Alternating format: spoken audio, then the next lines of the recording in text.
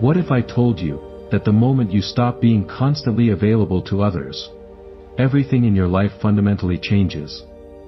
Most people think being always available makes them valuable. But here's what's disturbing. It's actually doing the exact opposite. There's a hidden psychological mechanism that Carl Jung discovered that explains why the people we respect most are often the least available. Right now, people in your life are unconsciously manipulating your emotions. And the most shocking part? You're helping them do it, without even realizing it. Have you ever noticed something strange about human nature? The friend who texts back immediately gets taken for granted. The colleague who always says yes never gets promoted. The person who's always there for everyone ends up feeling invisible. This isn't a coincidence. This is psychology. Carl Jung spent decades studying what he called the shadow of human relationships. And what he discovered will disturb you. You see, there's a hidden mechanism in every human brain that determines how much we value someone. And it has nothing to do with how good they are to us. It has everything to do with how available they are. Jung called this the scarcity principle of human perception. When something is always accessible, our brain categorizes it as unlimited resource. And unlimited resources have no value. Think about air. Essential for life, but we don't think about it, because it's always there. The moment it becomes scarce, it becomes the most important thing in the world. Your attention works the same way. When you're always available, people stop appreciating you. Not because they're evil, but because that's how human psychology works. Let me give you a real example. Think about that one person in your life who never seems to need anyone. They don't text back immediately. They don't always answer their phone. They have their own life, their own priorities, their own boundaries. How do you feel about this person? Frustrated sometimes, but also, you respect them, don't you? You value their time because it's not infinite. You appreciate their attention because it's not guaranteed. You probably even think about them more, precisely because they're not always thinking about you. This is the paradox Jung discovered. The less available someone is, the more space they occupy in our minds. The more boundaries they have, the more we respect them. The more selective they are with their energy, the more valuable we perceive them to be. Now let me tell you something that might make you uncomfortable. You've been psychologically conditioned since childhood to believe that your worth depends on your availability. Your parents praised you when you were helpful. Your teachers rewarded you when you were compliant. Your friends liked you when you were accommodating. Society taught you that good people always put others first. That loving people are always there for everyone. That successful people never say no to opportunities. But Jung understood something that most people never realize. This conditioning creates what he called the persona trap.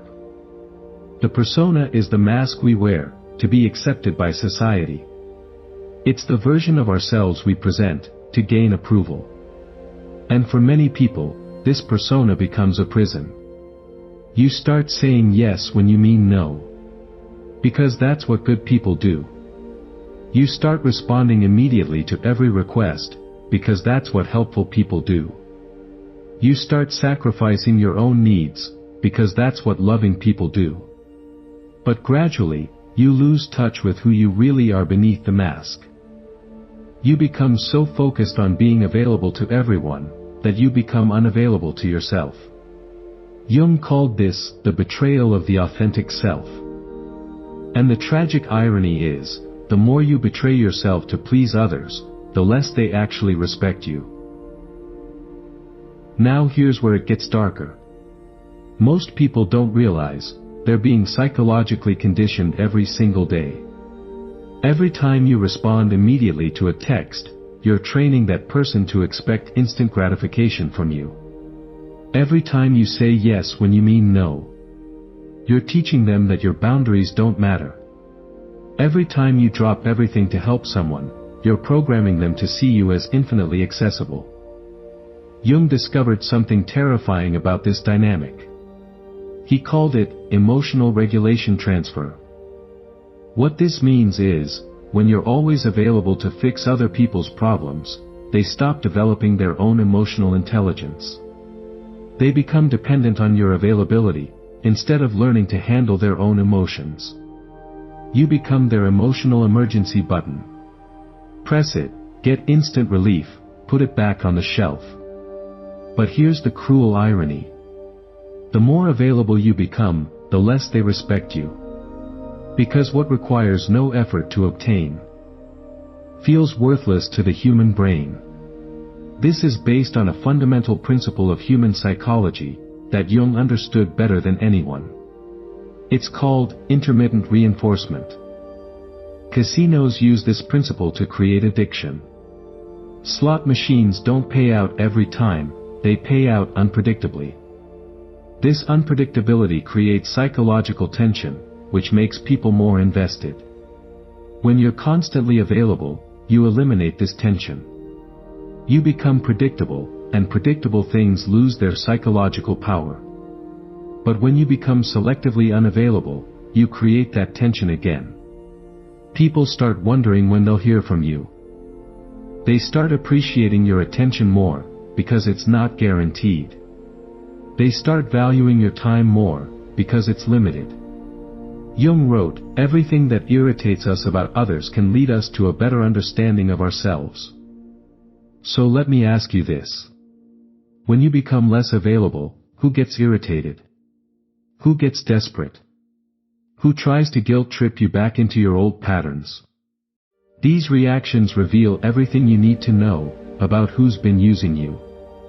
The people who truly care about you will respect your boundaries. The people who were using you will resist them. And that's how you'll know the difference.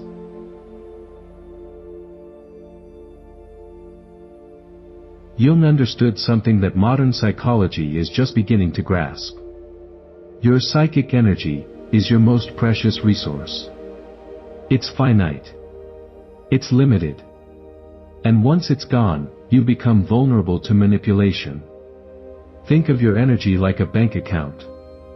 Every emotional reaction is a withdrawal. Every argument you engage in is a withdrawal. Every time you try to please someone who doesn't appreciate you is a withdrawal. Every explanation you give to someone who doesn't deserve one is a withdrawal. But here's the problem most people face. They're making withdrawals all day long, but they never make deposits. They give their energy to everyone who asks for it, but they never take time to recharge. They react to every provocation, but they never pause to protect themselves. And gradually, their energy account goes into overdraft. That's when you become what Jung called psychologically vulnerable. You start making decisions from depletion instead of abundance. You start saying yes to things you should say no to, because you don't have the energy to resist. You start accepting treatment you don't deserve, because you don't have the strength to demand better. And here's what Jung discovered. Manipulative people can sense when your energy is low. They can smell emotional exhaustion like a predator smells wounded prey. That's when they strike. They know exactly which buttons to push to get you to react.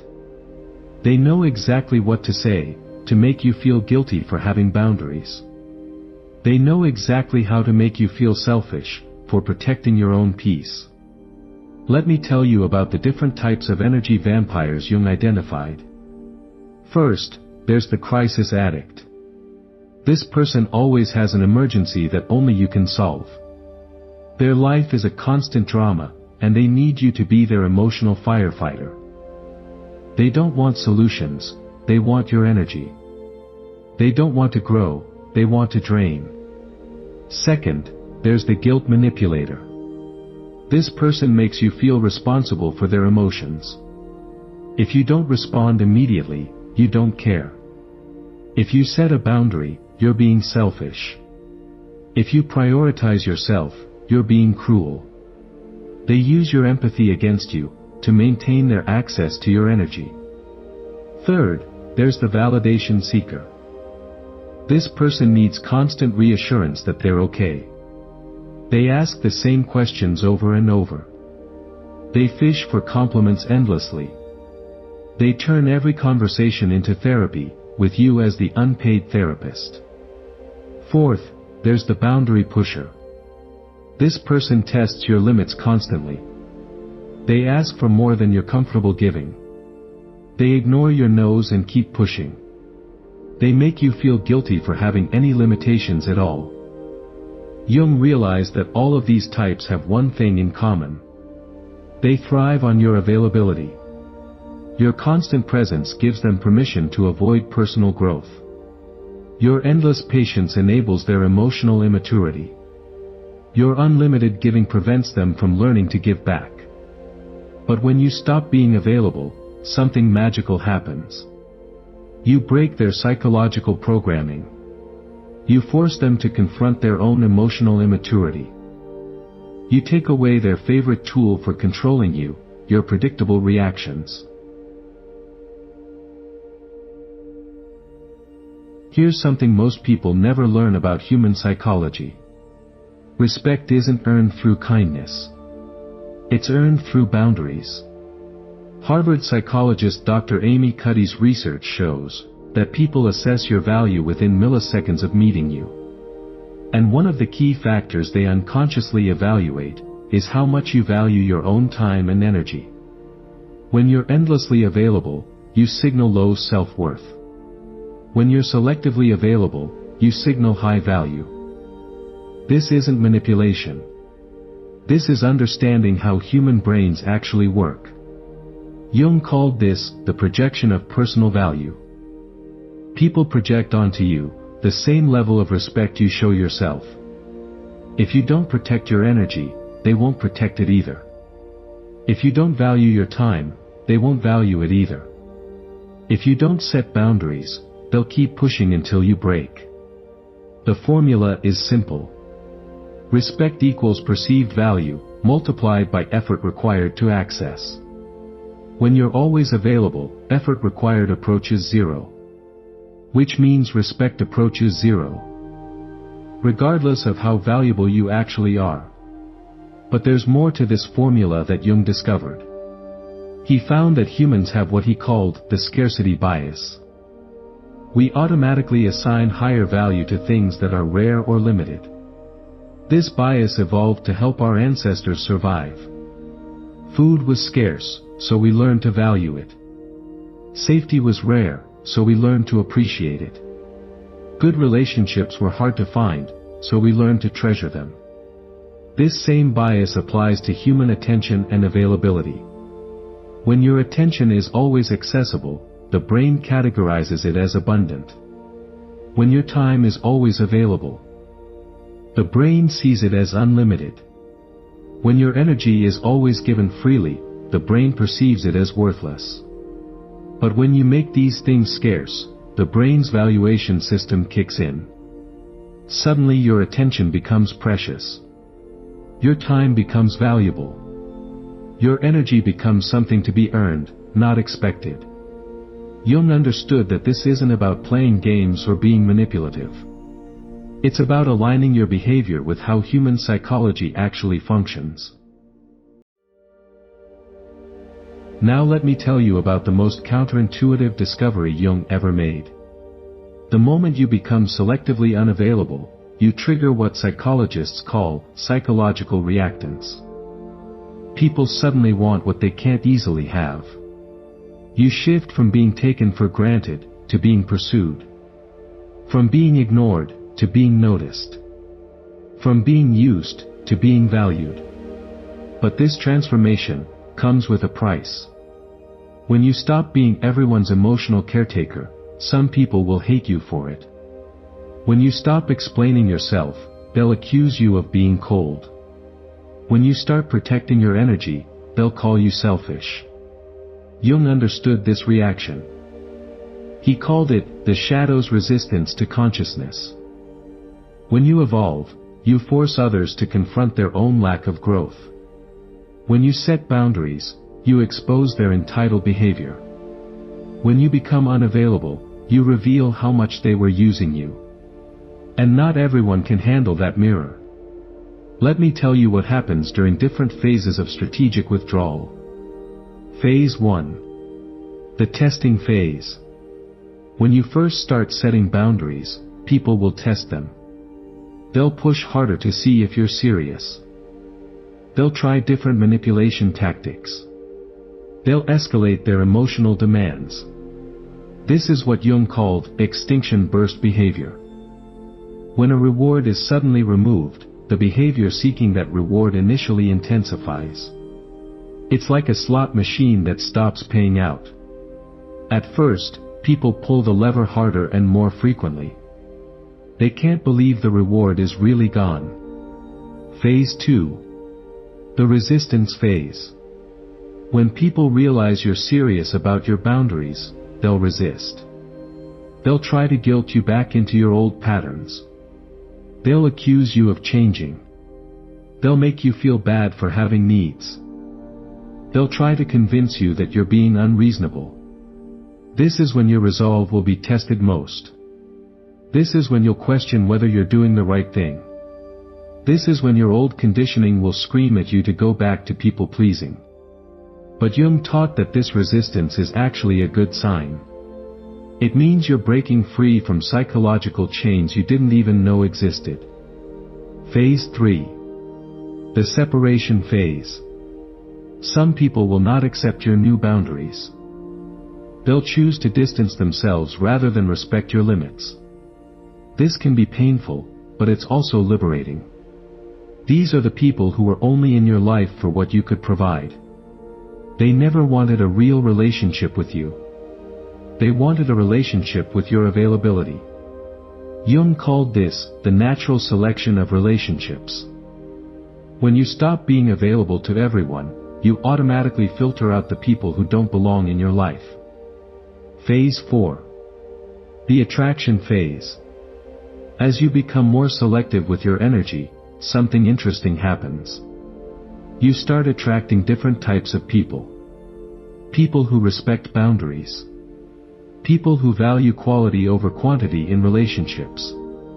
People who appreciate your time because they know it's limited. People who want to know the real you.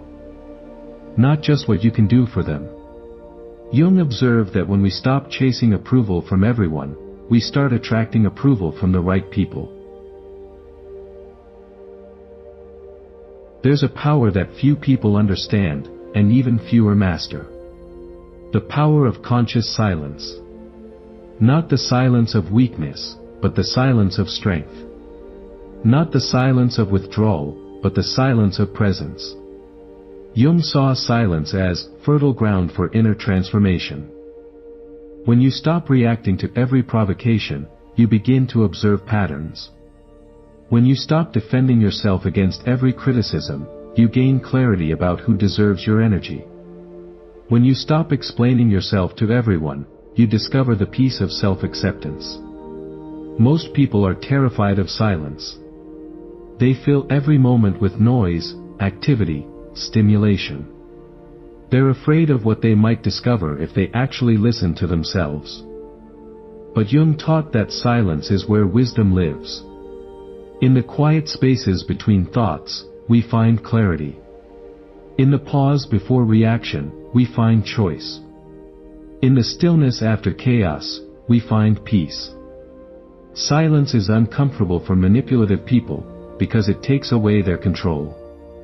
While you're talking, you're still in their game. You're still giving them material to work with. You're still providing energy for them to feed on. But when you're silent, you change the rules entirely. Your silence forces them to deal with their own internal noise.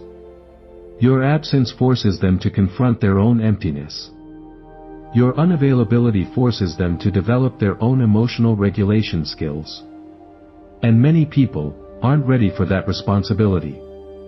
Jung wrote about different types of silence, each with its own power. First, there's observational silence. This is when you stop reacting and start watching. You notice patterns in people's behavior. You see manipulation tactics you never noticed before. You recognize your own triggers and responses. This silence gives you information, and information is power. Second, there's protective silence. This is when you refuse to engage with toxic behavior. You don't argue with unreasonable people. You don't defend yourself against false accusations. You don't explain yourself to those who won't understand. This silence protects your energy from being drained. Third, there's transformative silence. This is when you use quiet time to reconnect with yourself. You listen to your own thoughts without external interference. You process your emotions without someone else's input. You make decisions based on your own values, not others' expectations. This silence helps you remember who you are beneath all the people-pleasing. Fourth, there's influential silence. This is when your quiet presence speaks louder than words. People notice when you stop engaging in drama. They pay attention when you stop being reactive. They respect you more when you stop explaining yourself. This silence actually increases your influence, by making your words more valuable. Here's a practical truth that will change your life. Your availability is a relationship filter. When you become selectively unavailable, you automatically separate people into two categories. Those who respect your boundaries, and those who don't. Those who value your presence because it's not guaranteed, and those who take it for granted. Those who want a genuine relationship with you, and those who just want what you provide. Jung called this process individuation through selective engagement. He believed that becoming your authentic self requires filtering out relationships that drain your energy. The people who belong in your life will respect your need for space. They'll appreciate your energy more, because they know it's not unlimited. They'll value your time more, because they have to earn it. They'll support your boundaries, because they want you to be healthy and whole. The people who don't belong in your life will resist this change. They'll try to guilt you back into your old patterns. They'll make you feel bad for having needs. They'll accuse you of changing, when really you're just healing. Let me tell you about the different reactions you'll see when you start filtering your relationships. The respectful response. Some people will immediately understand and support your boundaries. They'll say things like, "I'm glad you're taking care of yourself." They'll adjust their expectations accordingly. They'll show appreciation for the time you do give them. These are your people. Treasure them. The confused response. Some people won't understand at first, but they'll be willing to learn. They might ask questions about your new boundaries. They might need some time to adjust. But they'll ultimately respect your choices. These relationships can grow stronger through this process. The resistant response. Some people will actively fight your boundaries. They'll try multiple manipulation tactics. They'll test your resolve repeatedly. They'll make you feel guilty for protecting yourself. These people are showing you who they really are. Believe them. The abandonment response. Some people will simply disappear when you stop being constantly available. They won't argue or negotiate. They'll just leave. This can be painful, but it's also informative. These were never real relationships anyway. Jung taught that this filtering process, though sometimes painful, is essential for psychological health. You cannot become who you're meant to be, while carrying relationships that drain your life force. You cannot develop authentic connections, while maintaining connections based on false premises. You cannot find peace, while giving your energy to people who disturb it. Let me tell you what actually happens when you start implementing these principles. Because understanding the timeline will help you persevere through the difficult moments. Week 1. The guilt phase. You'll feel guilty for not responding immediately. Your conditioning will tell you you're being selfish. Your old programming will scream that you're letting people down. You'll question whether you're doing the right thing. This discomfort is normal. It's part of the process. Jung called this the disintegration of the false self. Your people-pleasing persona is starting to crack, and that feels scary. But remember, what's breaking isn't your true self. It's the mask you've been wearing to gain approval. Week 2. The testing phase. Some people will escalate their demands for your attention. They'll try different manipulation tactics. They'll push harder to see if you're serious about your boundaries. A few will get angry and show their true colors. This is what Jung called the extinction burst. When a reward is removed, the behavior seeking that reward initially intensifies. Stay strong during this phase. Their reaction is proof that your boundaries are necessary. Week 3. The doubt phase. You'll start second-guessing yourself. Maybe you're being too harsh. Maybe you should go back to your old ways. Maybe people were right to call you selfish. This is when most people give up and return to their old patterns. But Jung taught that doubt is part of transformation. Your old self is fighting to survive. Don't let it win. Week 4. The clarity phase. You'll start noticing patterns you never saw before. You'll recognize manipulation tactics that used to work on you. You'll see which relationships were based on what you could provide, versus who you are. You'll feel moments of peace you haven't experienced in years. This clarity is your authentic self beginning to emerge. Month 2. The magic begins. People start treating you differently. They begin to respect your time more. They stop taking your kindness for granted. Your relationships become more reciprocal. Some people will comment that you seem different, more confident, more at peace. This is because you're no longer performing for approval. You're being yourself. Month 3. The new normal. Your boundaries become automatic. You no longer feel guilty for protecting your energy. You naturally attract people who respect your limits. You automatically filter out people who don't. Your relationships are deeper but fewer. Your energy levels are higher. Your self-respect has returned. Month 6 and beyond. Authentic presence. You've completed what Jung called the individuation process. You know who you are beneath the masks. You're comfortable with yourself even when others aren't comfortable with your boundaries. You give your energy only to people and activities that align with your values. You've stopped performing for love and started being love. This is what Jung meant by becoming whole. Not perfect, but authentic. Not pleasing to everyone, but true to yourself. Not constantly available, but genuinely valuable.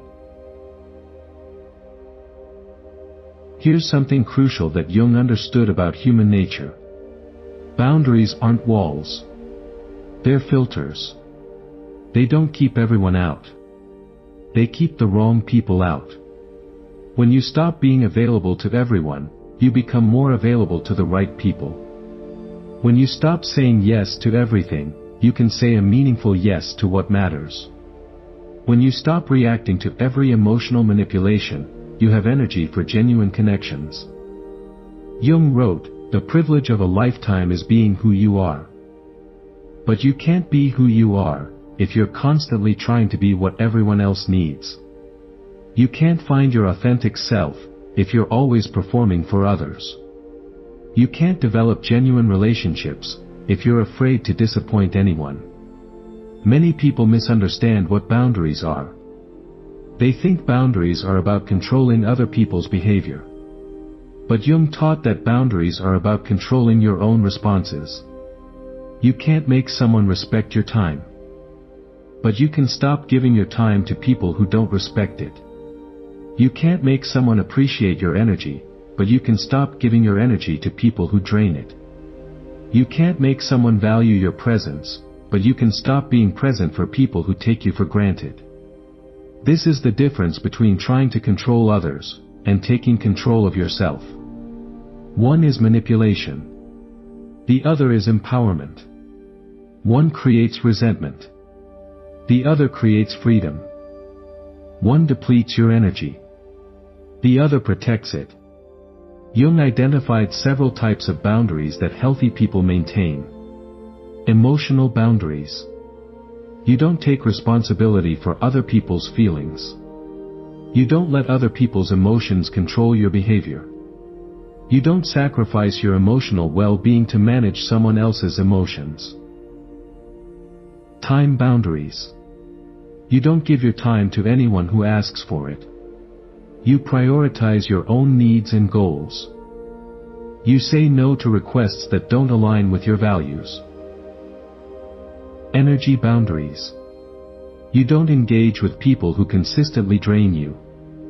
You limit exposure to negative or toxic people. You protect your mental and physical energy like the precious resource it is. Communication boundaries.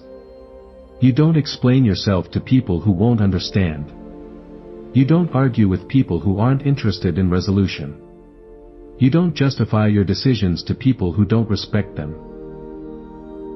Physical boundaries. You don't let people into your space unless you want them there. You don't touch or allow touch that makes you uncomfortable. You protect your physical environment and privacy. Each of these boundaries serves a purpose: to protect your authentic self from being consumed by others' needs and demands. When you truly embrace selective availability, something profound happens. Jung called it psychological rebirth. But like any birth, it's not a comfortable process. First comes the silence. An uncomfortable quiet where you question everything. Did you do the right thing? Are you being too harsh? Are you losing people who care about you? This doubt is normal. Your old self is dying, and death is never comfortable. But Jung taught that this death is necessary. You cannot become who you're meant to be, while clinging to who you used to be. You cannot develop authentic relationships while maintaining relationships based on false premises. You cannot find peace while giving your energy to people who disturb it. Then comes the solitude.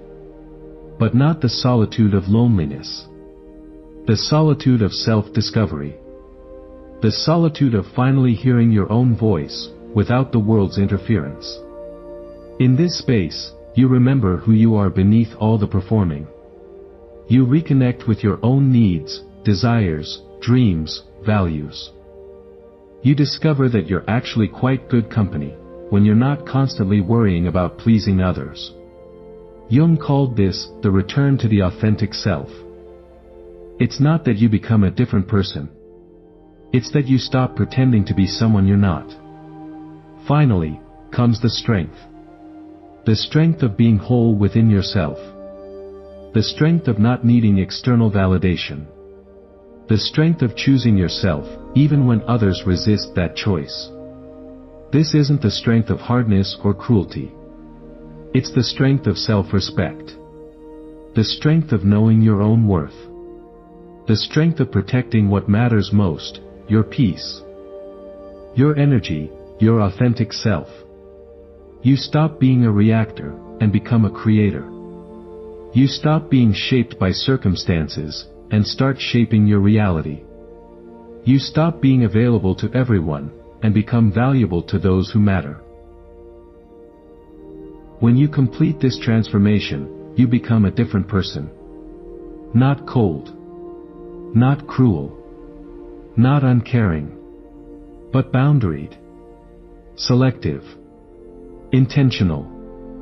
You give your energy only to those who appreciate it. You share your time only with those who value it. You offer your presence only to those who deserve it. And the beautiful thing is, the right people will love this version of you. They'll respect your boundaries because it shows you respect yourself. They'll value your time because they know it's precious. They'll appreciate your energy because they understand it's finite. They'll be grateful for your presence because they know it's a choice, not an obligation. The wrong people will hate this version of you. They'll call you selfish for having needs. They'll accuse you of changing for the worse. They'll try to guilt you back into your old patterns. And that's how you'll know you're finally free. Because their resistance proves that your boundaries are working. Their discomfort reveals how much they were using you. Their anger shows how entitled they felt to your energy. Jung said, the most terrifying thing is to accept oneself completely. But when you do, when you choose yourself over everyone else's expectations, when you become unavailable to manipulation and available only to authentic connection, everything changes. Your relationships improve because they're based on mutual respect instead of one-sided giving. Your self-respect returns because you're no longer betraying yourself to please others. Your energy becomes your own again because you're no longer giving it away to people who don't deserve it. Your peace becomes unshakable because it's no longer dependent on others' approval. So I ask you now, how long will you continue being everyone's emotional emergency button? How long will you give your precious energy to people who drain it? How long will you say yes when you mean no? How long will you explain yourself to those who don't deserve an explanation? The choice is yours. You can continue being infinitely available and infinitely taken for granted. Or you can choose to become selectively unavailable and watch everything change. You can keep giving yourself away piece by piece until there's nothing left. Or you can start protecting your energy and discover who you really are beneath all that people-pleasing. Jung spent his entire career studying human transformation. And his message was clear. True power comes not from reacting to the world, but from choosing how to respond to it. True strength comes not from being needed by everyone, but from being valued by the right people. True freedom comes not from being available to everyone, but from being unavailable to those who don't deserve you. The people who respect your unavailability are the people who deserve your presence. The people who resent your boundaries are the people you need to distance yourself from. It's that simple. And that difficult. Because choosing yourself, in a world that demands you choose everyone else, is the most radical act of self-love you can perform. But when you do it, when you finally stop being available and start being valuable, everything changes. Your relationships become authentic instead of performative. Your self-respect returns because you're no longer betraying yourself. Your energy becomes renewable because you're no longer giving it away carelessly. Your peace becomes permanent because it's no longer dependent on others' moods. Your life becomes your own because you're no longer living for everyone else's approval. Jung was right. The moment you stop being constantly available to others, everything in your life fundamentally changes. The question is, are you ready for that change? Are you ready to lose some people, to find yourself?